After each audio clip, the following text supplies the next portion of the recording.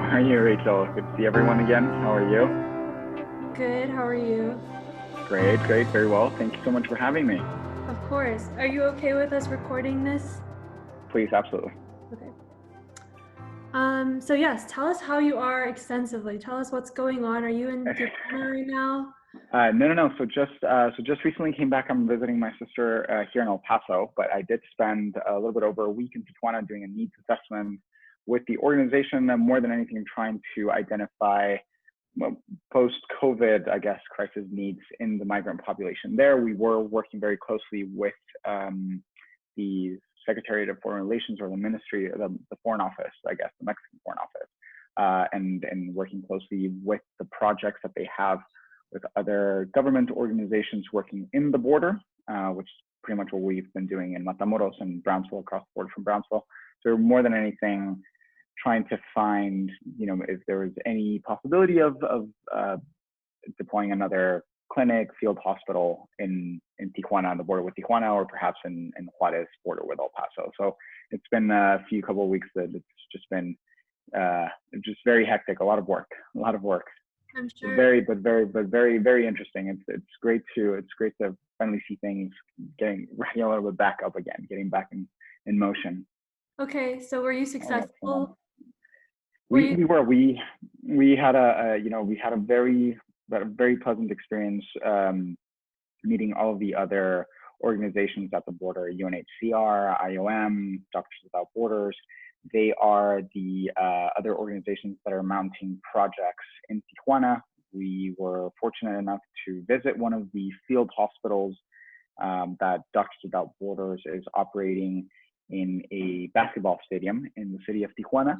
And here in Juarez, we were able to visit a shelter, or more so a hotel that has been accommodating migrants who are unfortunately have been left without a place to stay, because at least here in Juarez, you have people that were a lot more integrated into the society community, and with all the job losses, unfortunately, they haven't been able to make rent. So a lot of people have been, as we've been seeing here in the States as well, unfortunately, being evicted. So that has also been happening here in Juarez. So we've got a lot of people now who are homeless and who are from the migrant population. So we've been trying to accommodate to that and help them find a place to stay, shelter, more than anything. So with IOM, we set up a filter hospital here in Juarez. So that project is barely starting, but so far has been very well received by the community and supported, which is great. Okay, well, before we go into the details and all of this and all of your work, it's very typical of a very magnanimous person to start speaking about their work and everything that they're doing. But we want to know, who is Isaac, and if you could, just for us, maybe tell us your background, how you got started in this humanitarian work. Of course. You have some special roles as well in the international community.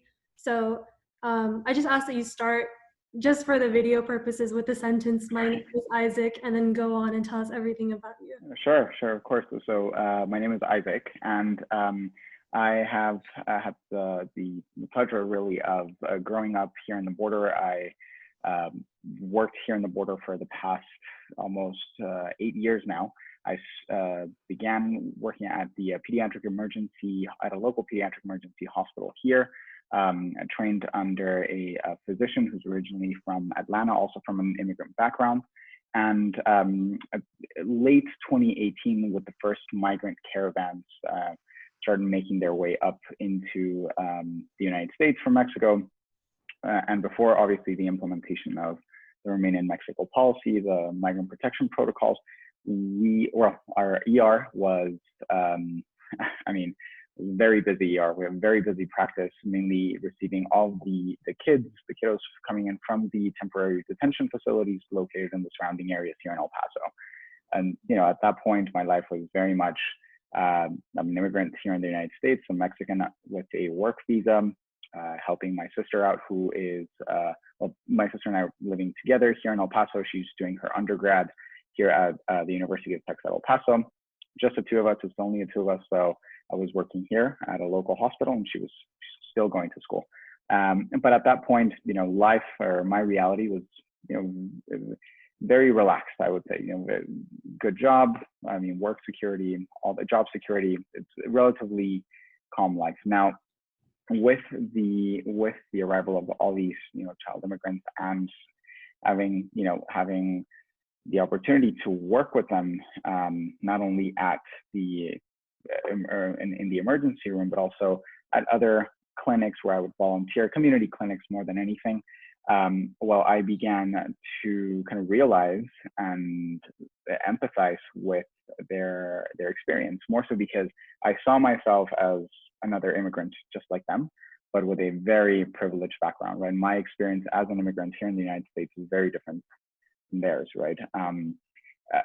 Unfortunately, my experience, or I guess the seismic shift that eventually made me try to seek out, other ways to contribute to the humanitarian efforts or migrant relief efforts, came after I took care of a young Guatemalan girl in the emergency room, who unfortunately ended up passing away. And this was December of 2018, right? So a little bit before the migrant protection protocols were implemented, this Remain in Mexico policy. So that really shifted my focus and my objectives, my long-term objectives, right? I felt that it was not only enough to be working at the emergency room and tending and caring for these children, but also I needed to find a way to have a greater impact, which is when I started seeking out programs, fellowships, and I landed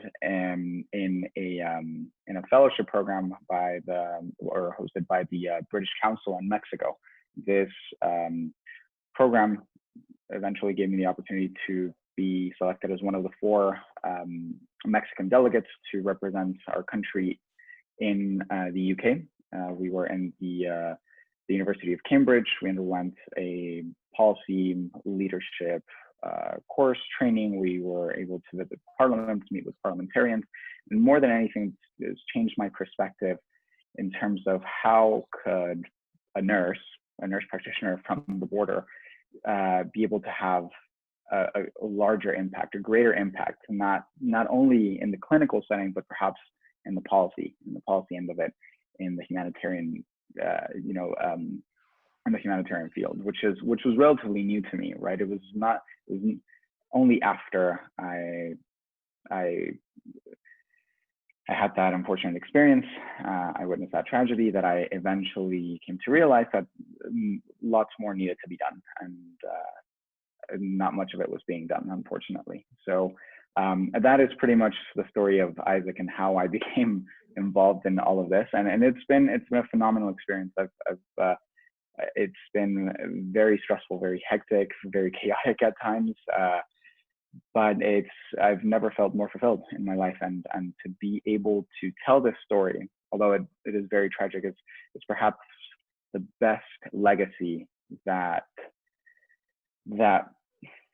we can make for all the migrants, all the refugees that to this day are still making their way up the United States, making their way into Europe in search of a better life. So I think, personally, me as an immigrant in the US, that is perhaps the story that I can get to tell. Not only my story, but the story of all the other migrants who unfortunately do not have this platform and who are unable to tell their stories themselves. Okay, thank you. Of course. You're telling us about these stories. Can you tell us these stories, at least some of them, maybe that you've experienced in Matamoros, in Duana, you were just talking about as well? We'd love to hear. Right, of course. You're right, of course. Well, one of the stories coming from more, I guess, coming into a more positive note. These, aside from patient confidentiality and all that, I think that particularly in working in the emergency room, I had a family that I took care of. I was 3 little siblings coming from Honduras, and unfortunately, they had actually entered through Matamoros and were on their way to San Diego, actually. So they were actually going to cross all the Southwest and into California. And at that time, it was December. It was pretty cold, and the younger little sibling, the boy, started developing a cough at that point. It was more so a protocol for any healthcare provider, whether that be paramedic, anyone in law enforcement, to report that to the authorities so these kids could get treated immediately. So on their way to San Diego, they made a quick stop here in El Paso, but the family was referred to our emergency room because of this kiddo's cough, right? More runny nose, upper respiratory tract infection. When they were in our ER, because it's height of the season, they missed their bus. They're going into San Diego. So unfortunately, not only did they miss their bus, but all of their belongings were in the bus that they were already on. So unfortunately, they found themselves stranded in El Paso for one night, right? And although our intentions were to, yes, let's treat the family, make sure that they're all safe and well and healthy, that doesn't mean that we are then going to help them get back into the bus and go to San Diego, right? So this was towards the end of my shift, and I knew I knew about the situation and what had happened with their bus going into San Diego. So my sister and I, after our shift, after I discharged them, of course, we were able to host them here in our home. Not before taking the kids down to the downtown area in El Paso. It was a very cold night in El Paso, one of the few nights that it actually snows in the desert. And this was the first time that these children had seen snow. And they were just the happiest little children alive. And one of the most powerful things is you as an adult, we all know what the situation is, right? What the outlook of their journey and the obstacles that they'll eventually face, not only legal, but social, emotional, psychological. But nothing mattered that night. They were just so happy and oblivious of everything that was to come. And that was the only thing that mattered that night, that they were happy, drinking their hot chocolate and enjoying the snow, which they had never seen in their entire lives, So that's perhaps one of the greatest, just was optimistic. It makes me smile. I mean, it really is. And we've been able to stay in touch. To this day, we're still in touch. I'm following up with the kiddos. 2 years. This was 2 years ago, and they're now in school. They're awaiting their hearing, their court hearing. But again, they're going on with their lives, right? I often think about it, and it's paralyzing to think all the challenges that they face, and yet they carry on with their lives and trying to make the best of it. So I think it's a story of resilience, really. It's a story of resilience and this innate human drive to just carry on and seek out opportunities, right? Despite all the challenges and obstacles that they might face. And more recently, I think in Tijuana, one of the most positive experiences I had was just to see the willingness of people, of organizations, whatever organizations they might represent, whether UN bodies, Doctors Without Borders, local organizations, civil societies in Tijuana, that are just so determined to collaborate amongst each other. Because I think they're all very well aware that these challenges that we're facing today, not only because of the pandemic, but before, right? All of the problems with migration and all the challenges and obstacles were there before coronavirus, right? This is just one more thing that's been thrown into the pot, right? It was just to see that even though it's hard work, right, with limited resources. Unfortunately, our government also facing a lot of challenges, right, and unable to really provide for states, especially states who they themselves have financial challenges and are hosting these large communities of migrants, especially in the north, right? Let's not even get into the south, but just the determination of these organizations to do something about it, to coalesce, to collaborate together and be able to have a positive impact, not only in the lives of all these migrants in the border, but also in their communities at large and as a whole. The problems are not, the work is not unilateral, but rather multilateral and you know, across sectors, right? Whether that's health, uh, you know, humanitarian law, legal, so many different factors that we work with, and we work very well. So that's very reassuring to me as a person, and to see that there's so much willingness and determination to work together, and that we recognize that these challenges cannot be solved or overcome by one single organization or one single person, right? Yes, thank you for sharing that story. It's Right. a beautiful story. I think, you talk about the resilience of these migrants as they await their court hearings, as they build a life here that they hope is permanent. Right. And you talk also about the policy work that you're involved with. How do you um, how do you translate this resiliency of the migrants to policymakers? Is it convincing enough through stories? What is the process for you as a nurse practitioner like? Well, I think I mean there's I guess three different ways of approaching this question. My background as a clinician is very weak, and I'm not afraid to say it, very weak in as far as policy, right?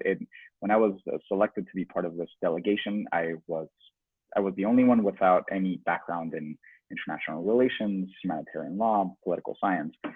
So it's really been a work in progress, and I couldn't have been able to undertake any of these new objectives without the help of so many other people who are very well versed in policy and bureaucracy and diplomacy and all these things that are very foreign to me. You know, I'm very much used to going into work, seeing a patient, very clinical, right? Decision making, and the way that we're taught and trained how to think is very different from policy, right? There's really, although there is collaboration and interdisciplinary, healthcare, all that, it is very different from policy. So it's been a learning curve for me. How do we translate the work that we're doing, particularly in health? There is a serious gap between policy and health, right? We do have global health, we do have public health, we have UN bodies like the WHO, the Pan American Health Organization, who are very active, right? And although we do attempt to translate this into policy, oftentimes we are lagging behind, right?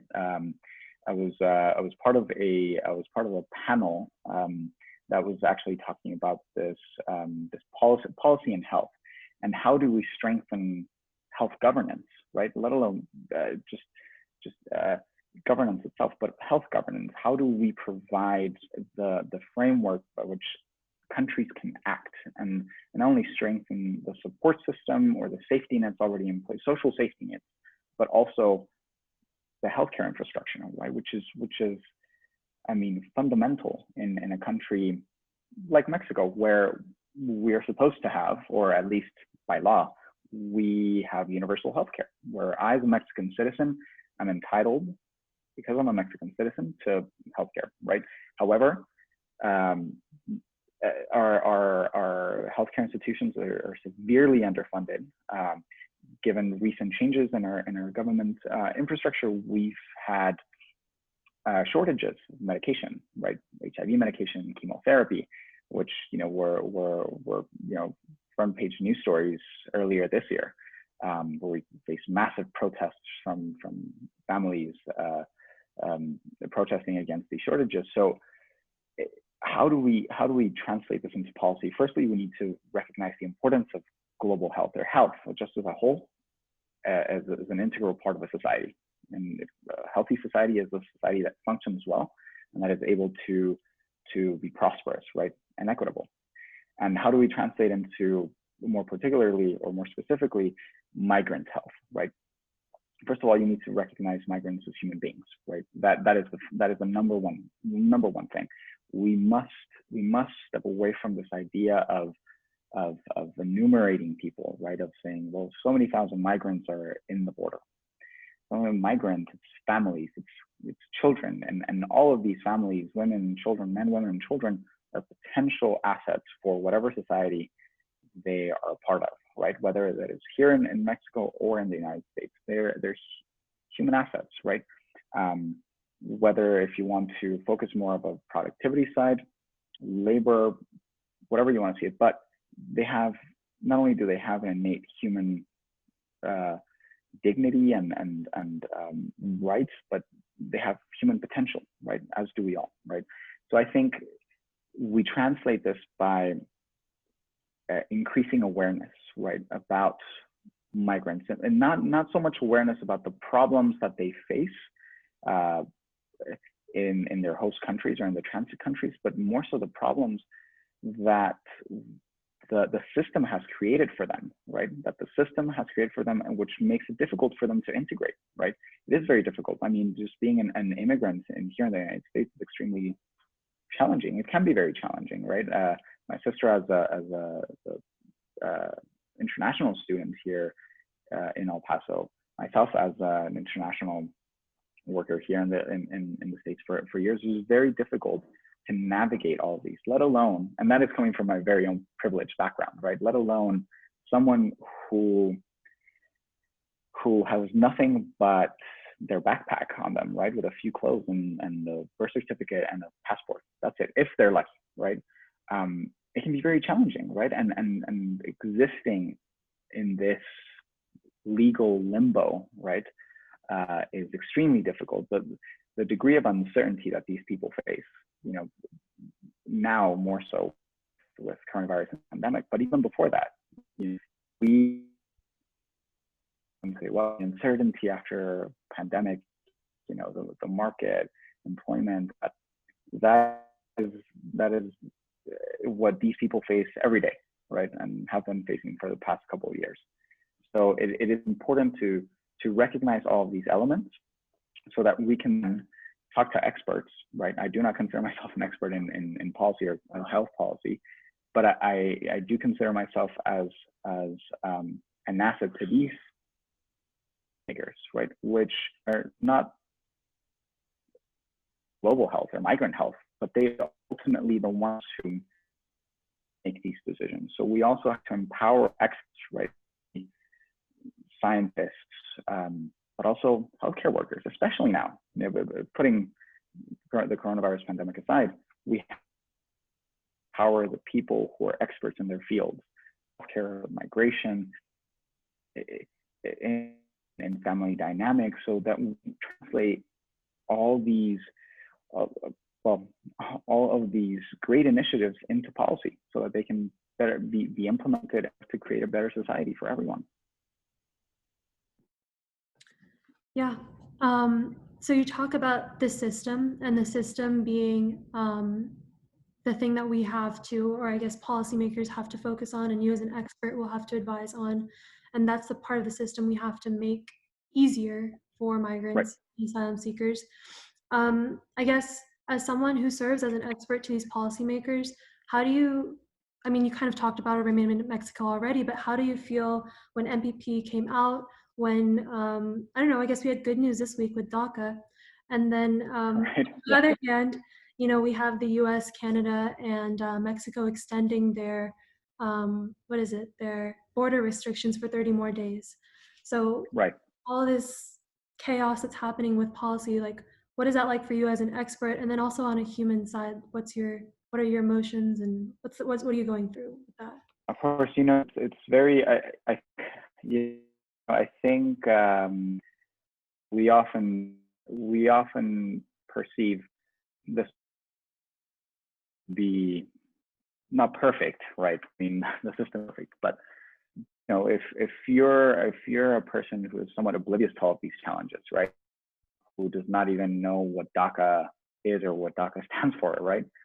Really, the system is functioning well for you, right? If you are someone in a privileged situation, then the system works well, right? If you are not facing the reality that these people live across the border, waiting for their asylum claim to be processed by the legal system, or if you're not a minority who is marginalized, who is unfortunately facing so many challenges coming from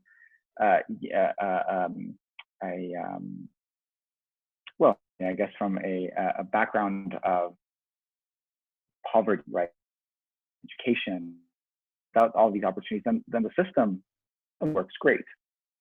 Not until you're personally impacted or affected by the deficiencies in the system that you then realize that something is wrong, right? So I I personally feel that it is it is it is imperative for people to seek out opportunities to learn about and this goes back to increasing awareness, right? Overall awareness overall,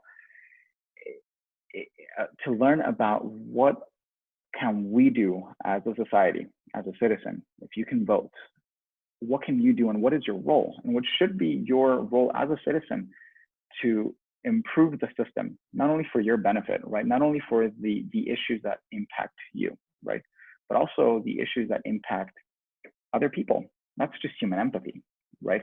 And it can be it can be very difficult for people to empathize to that level, but it is a catalyst. Human empathy is a powerful catalyst, right? And many people often think that you need to go to a developing country, to India, to Bangladesh, to be able to be moved, right? Sometimes you just need to go to an impoverished neighborhood in your city, 15, 20-minute drive. It, it, we have been we've become dissociated, right? And there's this dissonance about what the system and has to do and what its role is and what its influence is over situations like DACA or MPP, right? But then again, they are so complex, right? I mean, if you give someone a brief about the Remain in Mexico policy, sometimes a 3 or 4 page brief is complex enough, right, for you to understand and for you to understand the implications that it all has, right, and the backdrop of it all. It is very complicated, and I'm not saying it is an easy topic to understand or relate to, but I think it is everyone's duty to become aware and become informed, right?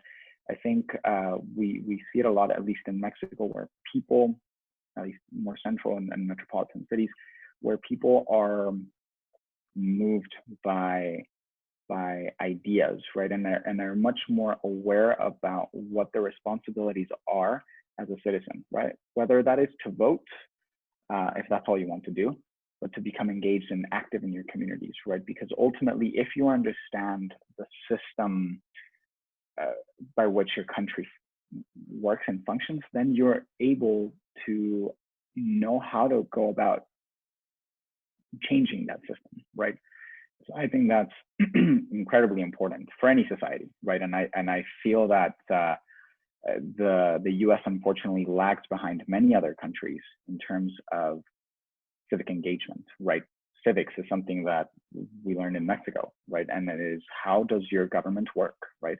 So you have a better understanding about how does the system function for you and how does it help you, right? And how should it help everyone across the board? So that's, I mean, I think it's much more so a matter of personal responsibility for all of us. And yes, very frustrating, can be very frustrating at times, particularly because I don't find myself very impacted by MPP, but I could have been a child, sorry, one of those children who are now under DACA, right, who are my age and whose future is very uncertain, right, because they're hanging by this legal thread, right? Or I could have been living in Matamoros in a camp, right, because my parents unfortunately weren't able to provide for a student visa and pay for tuition. So it is recognizing that this could have been any of us, right? It really is being empathetic to that degree, right? To be able to dissociate yourself from your experience, your privilege, your background, and putting yourself in their shoes.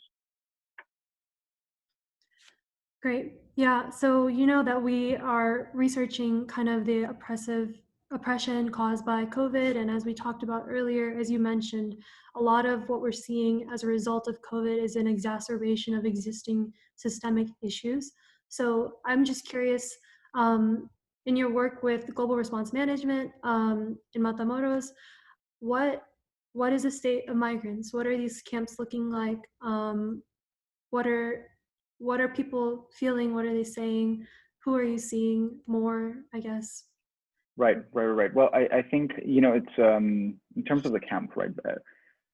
It is very difficult for people to understand what a virus is, right? I mean, let's just go there. It's something very abstract, right? And even some healthcare providers, understanding what a virus does and what it is, and the impact, what it does, but there's a lot more that goes into it. So that being said, what we saw in Matamoros, and I think it kind of goes to show, in regards to the efforts that we implemented very early on in the camp, it goes to show how people take these situations very seriously, and they take on a responsibility to care for each other, right? I think had we not started by educating the community, right, they wouldn't have felt empowered enough to help each other out and help the community out to prevent an outbreak. To this day, we have had no cases in the camp, which is phenomenal, right? Because I just came back from Tijuana, that is a hot zone right now. It's one of the epicenters in the northern part of Mexico. Here in Juarez, they had an outbreak in the largest shelter. The 300 plus people live there. They had an outbreak. So how do you prevent that from happening? And what are, like you said, this pandemic, I think the challenges it has highlighted the challenges that existed, and that only needed a small little push to be on the brink, right? And that is not only in healthcare, but many other organizations, government organizations, at least here in Mexico, and I'm sure it's been the same way in the States. What we have seen is the ability of people to adapt and adjust, and the resilience that they have despite their circumstances, despite living in a very vulnerable situation with a lack of resources, and the most minimal things that they need to survive, the most basic needs. They are taking an active role because they feel empowered, because they feel that despite their situation, they are able to contribute to their situation, right? Whether that is by having community organized meetings, right, where some people go and help teach other, community members about cough etiquette, about the importance of hand washing, about the importance of reporting people who are feeling sick, about ensuring that people do not leave the camp unless absolutely necessary, right? Because they know that not only do they live in a vulnerable situation, but if something were to happen, they're also living in a country that itself is facing so many challenges, right? And which is sometimes unable to provide for its own citizens, for whatever reason, right? Whether it's here in the States or what we've seen in Mexico. So, I think even working in this field, I guess you oftentimes see the resilience that people have as human beings, and their innate drive to be able to once they're empowered, obviously, to be able to make positive changes in their lives that not only benefit them but benefit the community as a whole. So I think there's an initiative that I helped a very good friend of mine on. It's called Hagamos Comunidad. So let's make community, right? And it highlights the importance of underserved communities, vulnerable populations, being empowered to drive change themselves, especially at a time of crisis, right? Where the institutions that are meant to help these populations are they themselves in dire straits, right? So from that perspective, I think it's important to realize that human potential is directly related to human empowerment, right? And ultimately is what is the driving force for these people, and it should be for all of us. Yeah, could you, so something we're curious about in our research Mm-hmm. relating to COVID-19 is access to testing. what is that looking like in these camps? Um, I guess the Mexican government would be in charge of providing enough testing. Is that right? Right, correct. So as far as testing is concerned, very early on, we were able to acquire close to 4,000 tests, antibody tests, not the PCR. Those are the tests that that require a blood sample, right? Fortunately, these same tests have been validated by the Ministry of Health, the Mexican Ministry of Health. And when we first crossed the field hospital and deployed it in the camp, we were able to secure a collaboration agreement, memorandum of collaboration with the Ministry of Foreign Affairs and the National Institute of Migration. So in that collaboration agreement, we had testing, and their tests were allowed into Mexican territory and were then validated by the Ministry of Health. It has been very challenging because although we do have these tests, the results themselves are not deemed official, I guess, right? Although we are testing, all the tests that we provide or administer must be validated by the Mexican health authorities, right? Through PCR testing, which is something that we do not have access to. But it has been very challenging because in Mexico, at least, where we have universal healthcare, most people have access to these government-run hospitals, right? Now, the way this works is depending on the population size, right, and the city, we have facilities by regions, Northeast, Northwest region. So these large healthcare centers are in large metropolitan cities, not in Matamoros, right? So access, there is already disparities in healthcare access, particularly for poorer communities, right, and poorer cities. So how have we kind of managed that is making partnerships with other healthcare organizations and the Ministry of Health, the Mexican Ministry of Health, to ensure that not only do we have access to testing, although it may be limited, that they allow us to carry out our own testing, right?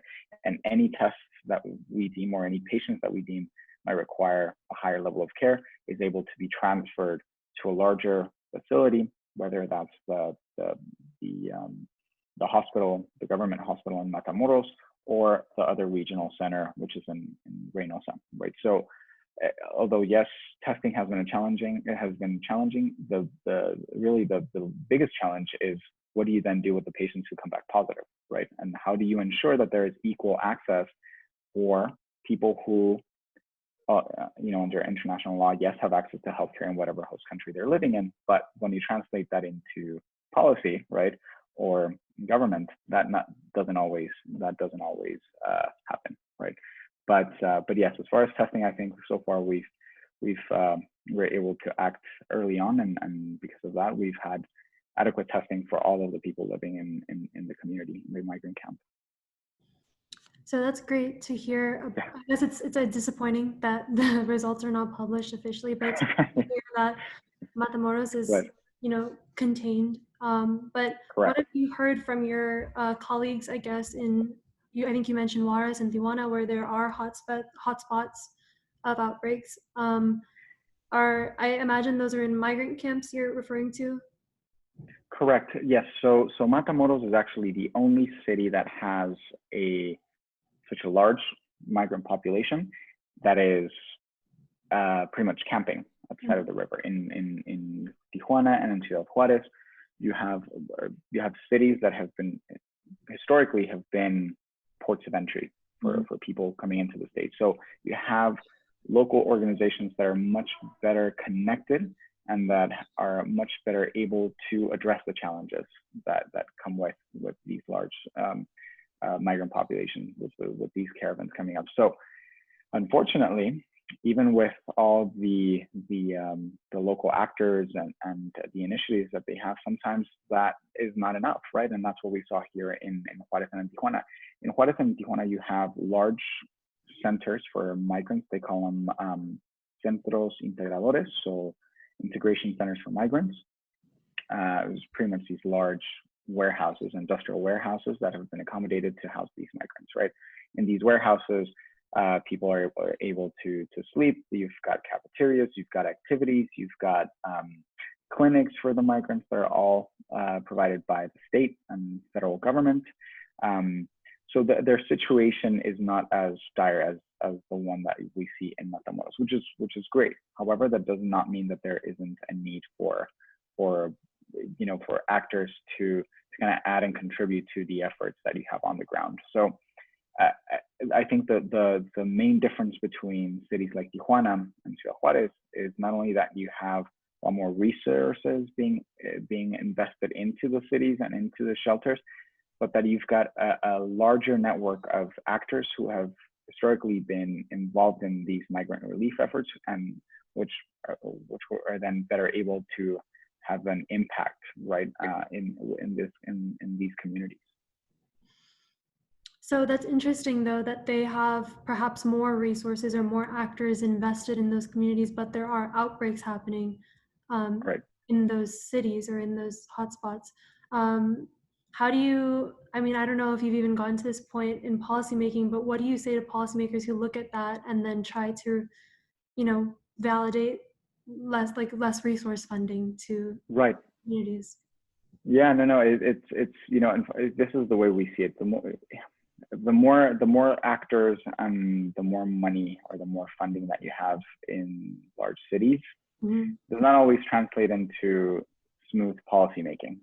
In fact, it actually translates into more opinions, right, and more ideas and more, and I guess a more difficult task of finding consensus, right? Whereas in Matamoros, it's only two healthcare organizations that are working there, right? So it's very easy to find consensus and act quickly.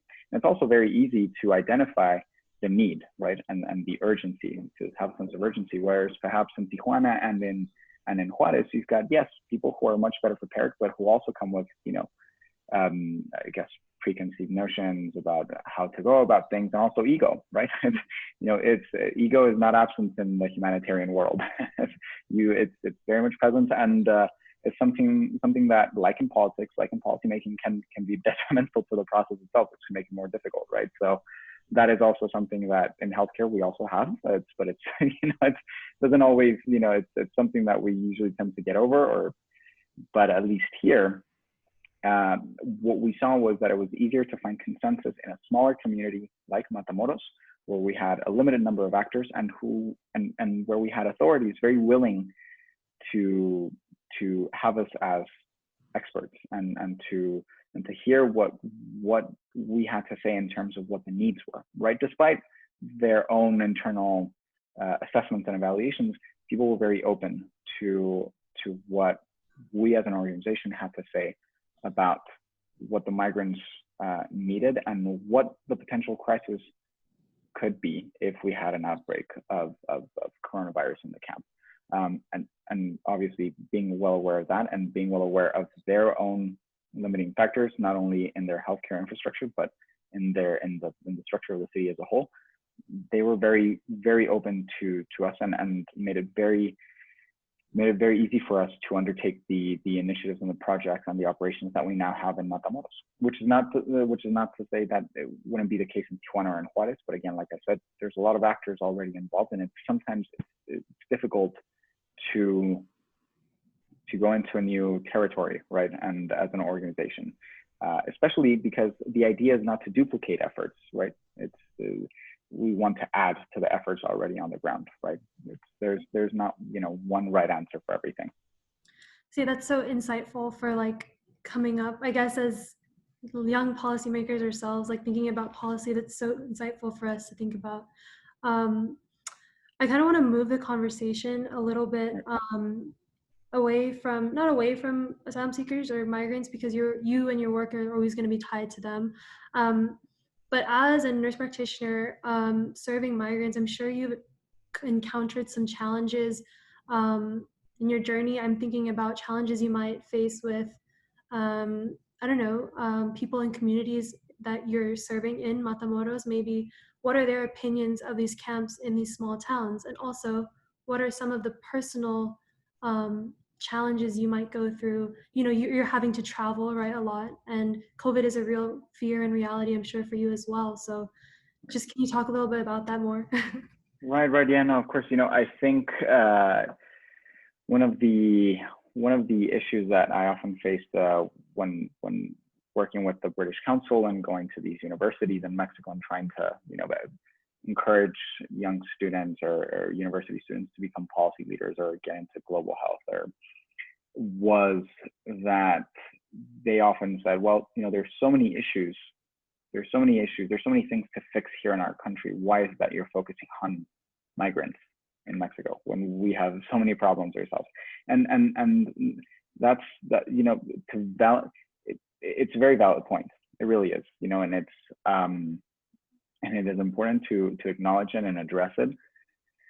But a very personal challenge to me has been to relate to my fellow Mexicans, and validate my work as a nurse practitioner, as a healthcare worker, working in Mexico with migrants, and not with perhaps indigenous communities in Mexico face enormous challenges, right, from access to education to healthcare. What has been challenging for me has been to I guess to justify my work as a very privileged Mexican. I'm not, I'm not afraid to recognize that. Having studied in the U.S., done my career here, being part of the British Council. Very elite, I guess, elite aspects of Mexican study, which is again very much ingrained in this socially unequal terrain, right? In Mexico, we have more clasismo. It's more like a social, there's a difference between social classes. It's much more evident than race like it is in the United States, particularly now. But it highlights the point that I'm trying to make. It's very difficult for me to relate to fellow Mexicans who view me as someone who's extremely privileged, was able to go to school in the United States, who has now come back to his country, not to work with Mexicans, but to work with migrants, right? And for me to go up to these authorities or these government figures is almost laughable, right? Because who am I to tell these Mexican authorities what they should do with migrants, and not to focus my efforts perhaps with my own people or my own communities. So that has been challenging. How do I go about that? Addressing that challenge is empathy, right? I think it's such a powerful thing. If you're able to argue that empathy is not only empathy with your own co-nationals, but human empathy, it's a very powerful tool, because the idea that I, as a Mexican national, should only focus on work with Mexican initiatives is inherently flawed to me. Why is because you don't have to identify with a cause to fight for it, right? To contribute to it, right? I don't need to be gay to be a champion or an advocate for LGBTQ rights in Mexico. I don't, right? I don't have to be a healthcare professional to advocate for PPE for these healthcare workers. You don't need to. You just have to be empathetic, right? So that has been, I guess, my tool, my argument whenever I encounter these situations. And it is a very powerful tool that a great friend of mine, a great mentor, taught me, is that, you have to bring people to a human level. If you bring the argument to a human level, it changes the dynamic of the conversation, right? Because it is no longer about politics, about parties, about political lines. It is about humans, right? And humans, yes, we do have nationalities, but it doesn't make you any less human, right? Because you're from a different nationality. Fortunately, that's not always the case, but it's true, right? So that is one of the struggles that I have, and how I kind of go about it. And I'm sorry, your other question, I kind of got into this. Yeah, I asked really long questions, apparently. My last but question. but yeah. Oh no, Mhm. yeah. So my last question was just, um, how is your work in the midst of COVID-19 Right. impacting you, the people that you are close to, the people you love, and this, this is a journey for you as well. In addition to telling the story of migrants that you're serving, what is the story of COVID-19 for Isaac as it's impacting you? Perfect. Of course, yeah. The story, I guess, or kind of prefacing the next chapter, right? The post-COVID is, I think this pandemic has certainly evidenced, has highlighted how frail of a society we can be, right? And how weak the systems that we've created, right, to care for us and for others, how weak they are, and work how much work we still have yet to do to strengthen them, to to make them the systems that they should be in order to care for all of us, right? To there's a great story that's coming out, actually, with a friend of mine. She's working on, more so like domestic violence and domestic violence in Mexico, right? Feminicides and all that. And she said, the stories that we all have collectively, the story of COVID-19 is obviously going to be one of tragedy, right? But it is also going to be a story about highlighting the inequalities in our society, right? How a quarantine for you might be living in your beach house in Cancun. And it's a true story. She's a phenomenal person. I mean, so caring. She has a social enterprise. She works with women in prison. But like me, comes from a very privileged background, right? And and throughout this quarantine or this pandemic, she's been living in her beach house in Cancun, while also being the executive director, founder of an amazing organization that does phenomenal work with women in prison. But it also highlights the seismic realities that we live, even in the face of so much uncertainty, so much tragedy, right? Is what can we do? What can we do so that the next time we are all, as a human race, as humankind, we're all facing this challenge, right? This challenge, right? The coronavirus impacted everyone, right? From rich to poor, American, Mexican, anyone. What can we do, and how can we strengthen our collaboration between different societies, between different countries, right? Politics aside, what can we do to make this a more equitable and just world for everyone, right? So the next time that a pandemic hits, we're better able to ensure that people who are the most vulnerable, right, are not more disproportionately affected than you and me, right? It's impossible, right? It's this idea of, equity, right? I mean, true equity between everyone, equality, right? Realities are inherently different because we're different people. But what can we do as a society to make sure that the most vulnerable, that the people who are most at risk, are not disproportionately hurt, right? Because we can do that. That is possible. We can have an impact in that. It's not an unrealistic objective.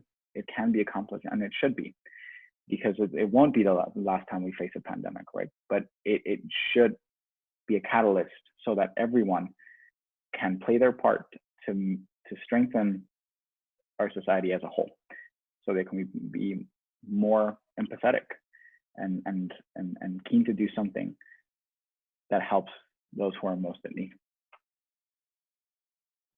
Yeah. Okay. Thank you, Isaac, for all of that. I think before we close out our interview, I want to do something we've never done before in an interview, because we've never had such an audience. Do any of the professors or Katie have a question they're itching to ask Isaac? I think you guys have one insight to add too. So we have about a few minutes left. I thought it would be good if y'all wanted to jump in.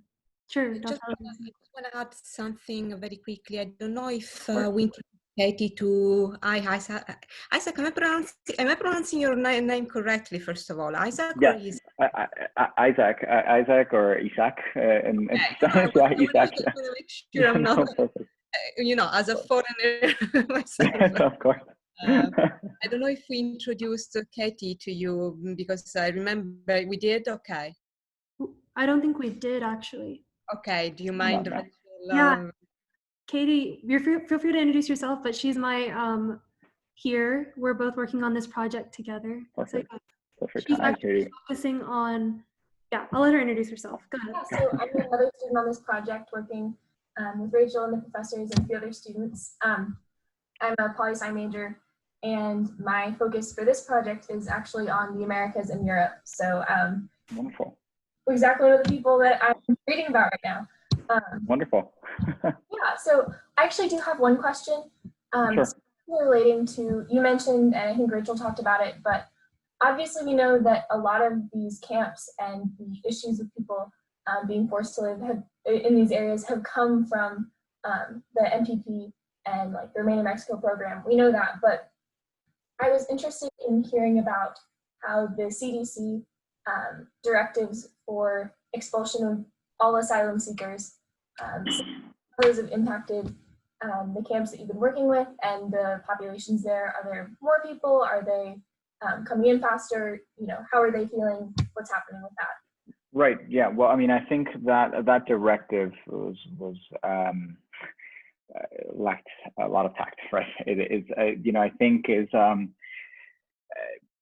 it's already bad enough to have people, wait in, a vulnerable situation, at the banks of the Rio Grande, right, waiting for a court hearing. But to add to that is that, these people should be, or the directive saying that people should be let out into into Mexico because of the situation, I think is unconscionable, really. I think this is a time where the CDC should have stepped up, not only in its response to the pandemic, to the coronavirus pandemic as a whole, right? But I think that directive and that decision, I mean, is just irresponsible, and I truly believe it does not exemplify the work of a healthcare organization. I mean, of a health organization should, right? Beneficence before all. I mean, for every healthcare professional across the board, right? And I don't feel that directive, yeah, I think it lacked a lot of things. One of them being beneficence, right? Absolutely, thank you. Does anyone else want to? Okay, yeah, Dr. Weska. Hi, thank you so much for joining us, and I know we're running out of time, but I did want to ask you, I know this might not be a brief answer, but the students are studying human rights, and we read about the border and things that are happening on the border that often raise questions like, hey, are these human rights violations? We know, for example, that Human Rights Watch is on the border and monitoring the treatment of migrants. But you bring to us a very unique perspective of actually being in the camps, being on the ground. Can you share with us just your perspective as you understand it to that question? Are human rights violations occurring? And if you have any kind of stories that could illustrate or exemplify things that you see, kind of that are sort of typical, not just an aberration, that might help us see this as more concrete than abstract. Right. Well, I mean, I think we know that is happening, right? We know that there are reports being published about, like you mentioned it yourself, right? Human Rights Watch, Amnesty International. We know that is happening, right? We know that, unfortunately, it's given the situation at the border, particularly with organized crime, people now undertaking, I guess, irregular means of travel and migration, right, being smuggled into the United States since the implementation of the Remain in Mexico policy. It not only leaves people at a greater risk of being exploited and their rights being violated, but we already know that for the people under MPP, right, living in not only Matamoros or in Juarez, we know that these people are already being subjected to exploitation, human trafficking, right? And it's happened. I believe the BBC published an article talking about a shelter here in Juarez where, you know, a family was approached by a smuggler and pretty much asked for this family, you know, offered to smuggle them into the United States in exchange for one of their daughters, you know? So we know that it is happening, and we know that unfortunately, given the situation at the border where you do have, I mean, I think it's important to acknowledge that it is a land of lawlessness, right? I mean, you have organized crime embedded in you know, levels of society that give them absolute control about, you know, over many things, right? And which leaves migrants and these people who are unfortunately a floating population, who, you know, may not have, you know, they do have rights under international law, but sometimes, you know, that means nothing depending on in what country you're in, right? And especially it means nothing in a place where you do not have people on the ground documenting these transgressions, right? And when you do, they're in, you know, grave danger themselves, right? So it is very difficult to, you know, we have, you know, a few examples here and there from the reports that I've read as well.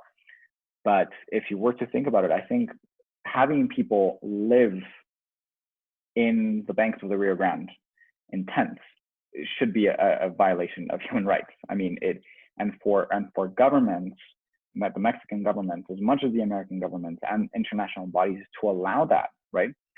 And for there to only be I guess, although there is an effort to change that and to address the needs that have arise that arise from that, for our response to be a donation of tents or food is not enough. It shouldn't be enough, right? We should be doing more.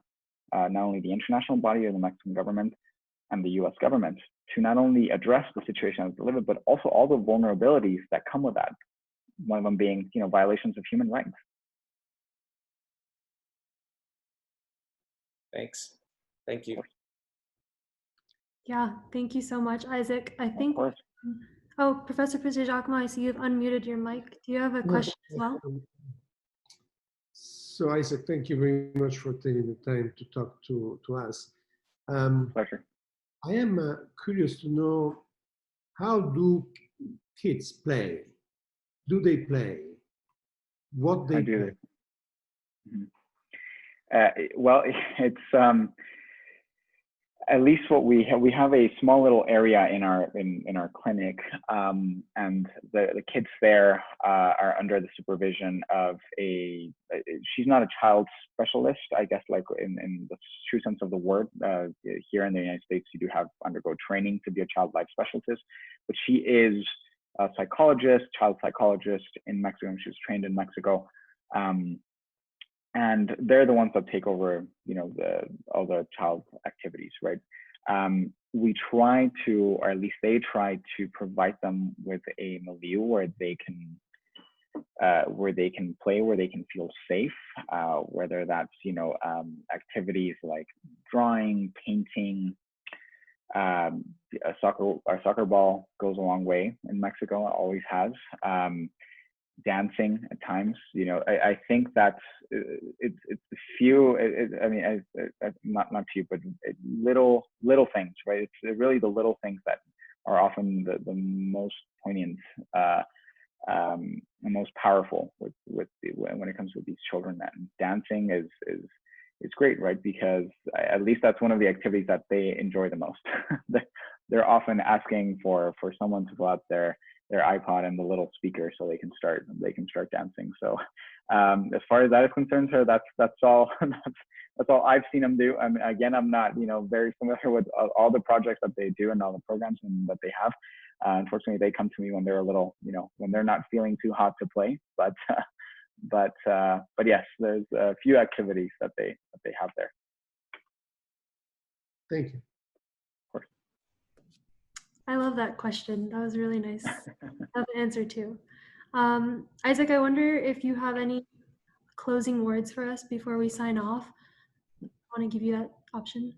Of course. Well, I mean, I definitely wanted to thank everyone here. I mean, I really appreciate you giving me the opportunity to tell this story, which is not only my story, but the stories of all the people that I work with and all the people that I work for, the other healthcare professionals, the migrants who are living in those camps. So I thank you for allowing me to be here and by directly bringing, exposing and giving this issue a lot of exposure and visibility, which it warrants that. So thank you so very much for all your questions, for your time. And I very much look forward to talking to you again and perhaps in another space. Yeah, well, we want to thank you for all the work that you're doing. You're doing all the groundwork that is so important, on the field. Everything that we read about, like Katie said, is done by people like you with big hearts who you're volunteering your time, and it's so inspiring to us to see that and to see you. And so we're so thankful for you to schedule us and pencil us in for an hour. Thank you so much. We will definitely be following all your work with the Global Response Management, and we hope to follow up. And if you ever have any updates for us, if you ever have any stories you'd like to share, random stories, even if you have a good story, a kid playing, we'd love to hear. Yeah, always. Well, thank you so very much. I really appreciate it, and you know, I'd love to contribute more to your work, to this project, and whether that's, you know, through the university or with any of you who might have any personal projects, please feel free. More than happy to contribute and collaborate. And again, thank you so much for your time.